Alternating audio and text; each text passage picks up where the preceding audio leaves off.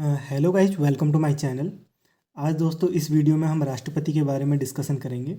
राष्ट्रपति संविधान के भाग 5 जिसके अंदर संघ आता है, ये चलता है दोस्तों 52 से 151। इसी के अंदर राष्ट्रपति मेंशन किया गया है। राष्ट्रपति की याद करने की एक सिंपल ट्रिक है, वह है पकानी कोका दुयो दसम। पकानी कोका दुयो दसम। राष्ट्रपति का पद स्टार्ट होता है आर्टिकल 52 से लेके 61 तक। आप इस ट्रिक से सारा कुछ ही याद कर सकते हो। पकानी कोका दुयो दसम, ये लाइन याद कर लेना और सारा राष्ट्रपति आपको याद हो जाएगा। ये 52 से लेके 61 तक। पैकानी 52 53 54 ऐसे आगे चलेगा। कोका आर्टिकल 55 आर्टिकल 56, दुयो 57 58 आर्टिकल, दसम 59 60 और 61। तो चलो याद करते हैं। ये मैंने नीचे लिख लिया पका नी कोका, आगे ऐसे नीचे लिख रखा है दुयो दसम। दिखा देता हूँ आपको, ये रहा पकानी कोका दुयो दसम दसम में। चलो दोस्तों याद करते हैं। आपको साफ दिख रहा होगा आई थिंक, हाँ। तो ये जो आर्टिकल है ये लिख देता हूँ, अनुच्छेद दिख रहा है, अनुच्छेद 52 53 ऐसे। तो स्टार्ट करते हैं 52 के अंदर पद, राष्ट्रपति का पद आता है आर्टिकल 52 के अंदर, ठीक है। और जो ये हमने बोरो किया है ब्रिटेन के संविधान से लिया है, ठीक है दोस्तों। फिर आर्टिकल 53 देख लेते हैं। आर्टिकल 53 पैकानी का, ये 53 यहाँ पे लिख दिया, का से कार्यपालिका। जो कार्यपालिका का प्रमुख होता है वह कौन होता है? राष्ट्रपति होता है। और जो कार्यपालिका की एग्जीक्यूटिव पावर्स होती हैं, किसके पास होती हैं? कार्यपालिका को एग्जीक्यूटिव बोलते हैं, ठीक है। किसके पास होती है? राष्ट्रपति के पास होती है। और आर्टिकल 53 में ही हमने ये लिया है, डिफेंस फोर्सेस सुप्रीम कमांड किसके पास होती है? राष्ट्रपति के पास। हमारी डिफेंस फोर्सेस कौन कौन सी है? जल सेना, स्थल सेना और वायुसेना। चलो आगे चलते हैं। 54 आर्टिकल 54 आगे चलते हैं। आर्टिकल 54 नी से निर्वाचन। दोस्तों इसको थोड़ा ध्यान से देखना, ये थोड़ा इंपॉर्टेंट है। राष्ट्रपति का निर्वाचन एक निर्वाचक मंडल द्वारा किया जाता है, ठीक है। और राष्ट्रपति के निर्वाचन में कौन कौन भाग लेता है? निर्वाचित जो एमपी होते हैं और एमएलए होते हैं, वे राष्ट्रपति के निर्वाचन में भाग लेते हैं। एक चीज़ ध्यान रखना, जो मनोनीत सदस्य होते हैं वे भाग नहीं लेते। और कौन कौन भाग लेता है? दिल्ली और पुडुचेरी के जो निर्वाचित सदस्य होते हैं, एमएलए होते हैं, वे भी राष्ट्रपति के निर्वाचन में भाग लेते हैं। आगे चलते हैं। आर्टिकल 54 को से कोटा, ये भी बहुत इंपॉर्टेंट आर्टिकल है, इसको भी ध्यान रखना। राष्ट्रपति के जो निर्वाचन की पद्धति होती है वह अनुच्छेद 55 में है, ठीक है। और कौन कौन सी पद्धतियाँ होती हैं? अप्रत्यक्ष निर्वाचन होता है, आनुपातिक प्रतिनिधित्व होता है, एकल संक्रमणीय मद पद्धति होती है और गुप्त रीति होती है। इसमें ये दो चीज़ें इंपॉर्टेंट हैं जो मैंने यहाँ पे लिखी हुई है। प्रणाली समानुपातिक प्रतिनिधित्व प्रणाली, आपको दिख रहा होगा, थोड़ा सा ऊपर कर लेता हूँ, जिसको इंग्लिश में बोलेंगे प्रोपोर्शनल रिप्रेजेंटेटिव। और नंबर दूसरा है एकल संक्रमणीय मत, सिंगल ट्रांसफेरेबल वोट। आगे चलते हैं अनुच्छेद 56 के अंदर। 56 में कार्यकाल के बारे में लिखा हुआ है, और कार्यकाल कितने साल का होता है? 5 साल का होता है। और इसी में लिखा हुआ है कि जो राष्ट्रपति है वो अपना त्यागपत्र देगा। किसको देगा? उपराष्ट्रपति को। किसको देगा? उपराष्ट्रपति को। राष्ट्रपति अपना त्यागपत्र किसको देता है? उपराष्ट्रपति को। ये भी आर्टिकल 56 में लिखा है। अब 57 में आ जाते हैं। 57 में दू से दोबारा निर्वाचन। राष्ट्रपति के दोबारा निर्वाचन किस में लिखा है? अनुच्छेद 57 के अंदर।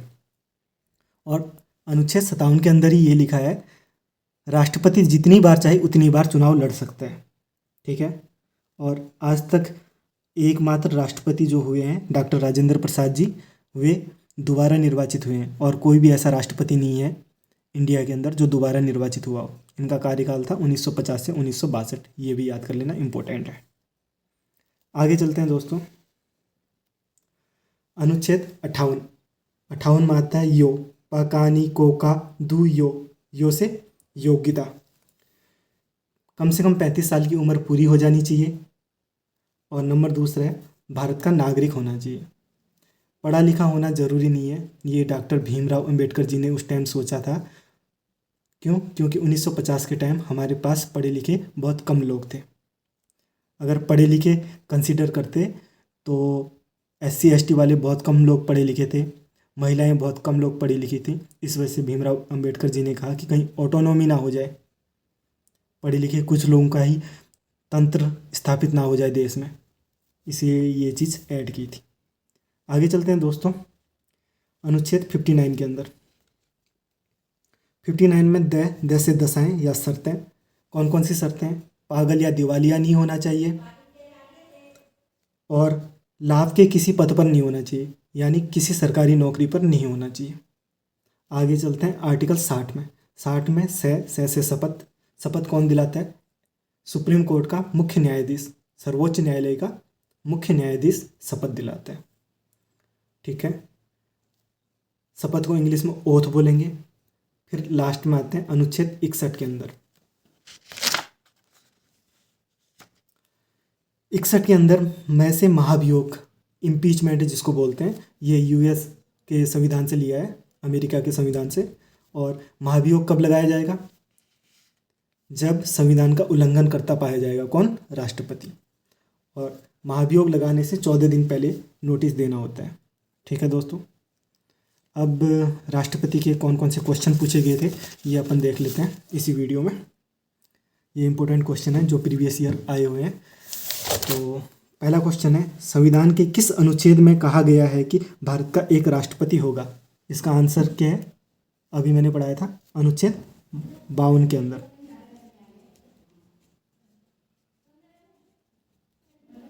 अनुच्छेद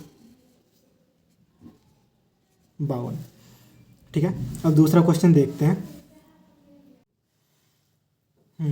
प्रश्न दूसरा देखते हैं, जब राष्ट्रपति तथा उपराष्ट्रपति के पद पर कोई भी कार्यरत न हो तब उनके रिक्त पद पर राष्ट्रपति के रूप में कौन कार्यरत होगा? इसका उत्तर है दोस्तों भारत का मुख्य न्यायाधीश। कौन? भारत का मुख्य न्यायाधीश। इंग्लिश में क्या बोलेंगे? The chief justice of India. अब तीसरा क्वेश्चन मैंने लिखा हुआ है दोस्तों, ये सारे क्वेश्चन प्रीवियस ईयर क्वेश्चन हैं और काफ़ी बार पूछे गए हैं।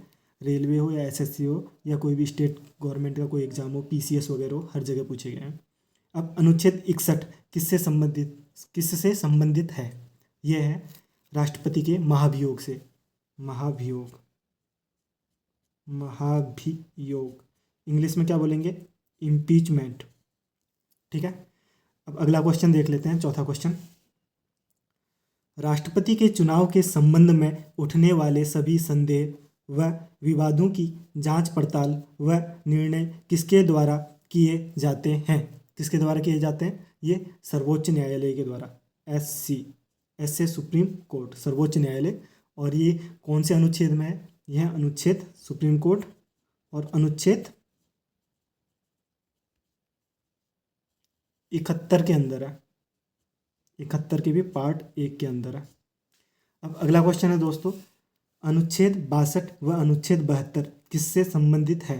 तो ये सब राष्ट्रपति से संबंधित, अनुच्छेद 62 और 72। पर इनमें क्या कुछ लिखा गया है ये आप मेरे को कमेंट बॉक्स पे बताना। ठीक है, ये सब प्रीवियस ईयर एग्जाम में आए हुए क्वेश्चन है। थैंक यू दोस्तों, चैनल को सब्सक्राइब करना और मिलते हैं आगे ही ऐसे वीडियो में। Thank you.